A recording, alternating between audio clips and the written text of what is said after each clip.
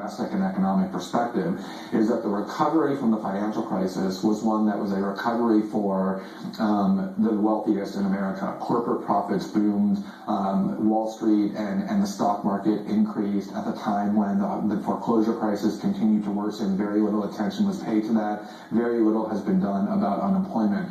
And so the income gap, the rich-poor gap in the United States is the highest that it's been in 4 decades, since 1967.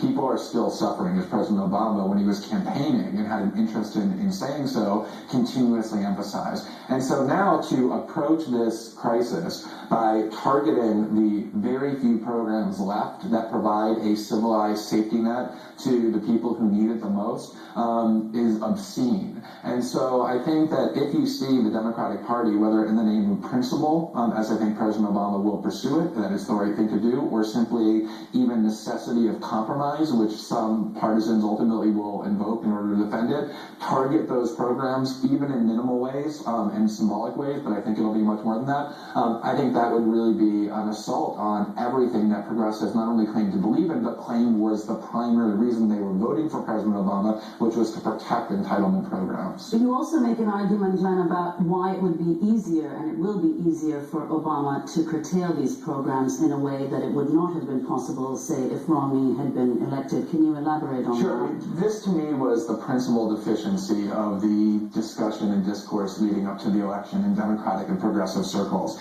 If you were a journalist working for the last year, as you were, as I was, and identifying things that President Obama was doing that were wrong or that were erroneous, the argument that you would immediately hear is, well, Mitt Romney is worse, by which those people would mean that the position that Mitt Romney had in the campaign on those issues was either as bad as or worse than the one that President Obama had. Now, in one sense, that was irrelevant. If you're a journalist, if you're a citizen, your duty is to hold the people who exercise power accountable, and the fact that Mitt Romney's worse doesn't alleviate that obligation. But even from an election perspective, that's an incredibly simple-minded and incomplete way of looking at things. The question is not, is Mitt Romney's view on a particular issue, or are the Republicans' position on a particular issue as bad or worse? The question is, what are each candidate able to accomplish in their particular field? So there's that cliche about how only Richard Nixon could have established relationships with communist China because only a Republican could do it.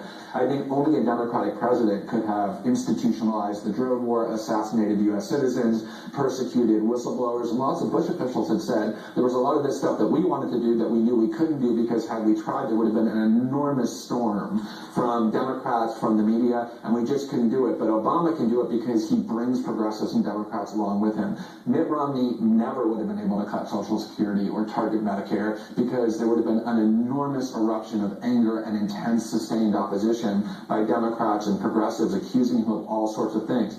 President Obama has the ability, as he's proven over and over, to bring Democrats and progressives along with him and lead them to support and get on board with things that they have sworn they would never, ever be able to support. And for that reason, he is in a much better position. He's much more effective at institutionalizing these horrible policies than Mitt Romney or any other Republican would have the ability to do. There's, just let me add to that, there's this amazing analysis from Jack Goldsmith, who's on the faculty of Harvard Law School. He was formerly a Justice Department Justice Department official who last week wrote in a celebratory way that what President Obama's re-election will mean is that the terrorism policies of George Bush and Dick Cheney that were once so controversial will now be permanently shielded from criticism in a way that Mitt Romney could never have achieved because Democrats and progressives under Obama will ignore those policies or cheer for them, whereas if Romney had been re-elected, their interest in these issues and their opposition to them would have been revitalized. I think this is the pattern that you see over and over, is that even if Obama is the lesser of two evils,